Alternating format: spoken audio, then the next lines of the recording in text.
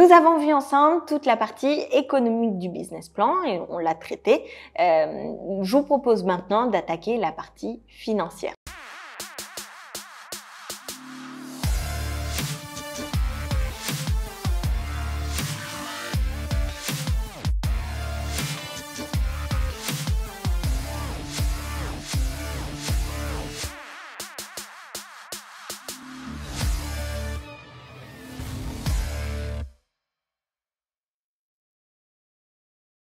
Comment va se décomposer la partie financière du business plan en quatre grandes parties.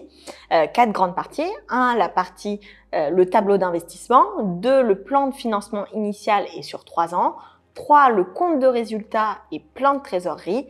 4, le seuil de rentabilité et annuité de crédit. Ce que je vous propose dans cette vidéo, tout simplement, avant de voir chacune de ces étapes une à une, c'est de définir chacun de ces termes.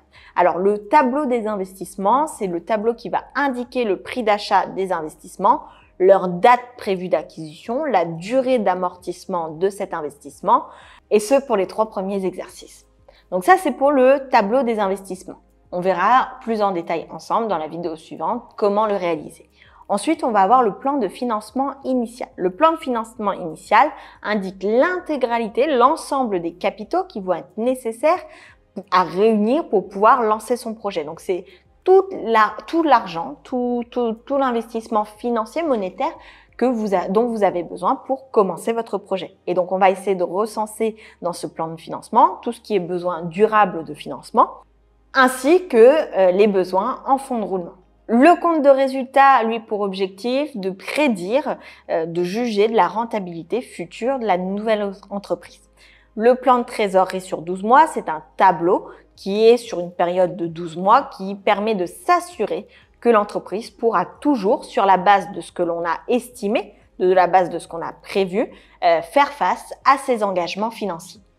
Le calcul de seuil de rentabilité, quant à lui, est le calcul du seuil à partir duquel l'entreprise commencera à faire de l'argent. Donc, c'est le seuil, le point à partir duquel l'entreprise va suffisamment générer de revenus pour couvrir l'ensemble de ses charges, l'ensemble de ce qu'elle doit payer. Une fois ce seuil atteint, l'entreprise commencera à faire ses premiers bénéfices. Donc, on ne l'avait peut-être pas dit avant, le chiffre d'affaires, c'est l'intégralité des fonds que la société va gagner. Ensuite, on va avoir le seuil de rentabilité qui est le moment à partir duquel l'entreprise elle a payé tout ce elle devait en termes de charges et qu'elle va commencer à faire ses premiers bénéfices.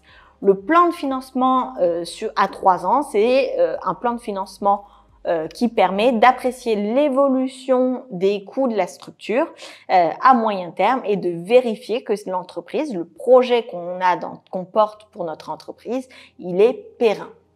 Le tableau des annuités de crédit, si jamais vous avez besoin d'un crédit, d'un emprunt à moyen ou long terme, permet de connaître la décomposition des intérêts d'emprunt et la décomposition des remboursements d'emprunt pour vérifier à partir de quand on va pouvoir commencer à rentabiliser sa société. Donc, c'est tous ces éléments-là qui doivent figurer dans la partie financière de votre projet, tout simplement pour que vous soyez sûr de partir sur une entreprise qui va être rentable, qui va générer du bénéfice et qui va vous permettre de vivre, qui va être pérenne, mais également c'est de présenter tout ça à votre futur banquier ou investisseur pour lui démontrer que vous avez déjà fait les calculs et que ce que vous venez lui présenter sous les yeux, c'est une entreprise qui va être rentable pour lui et qu'il va pouvoir suivre.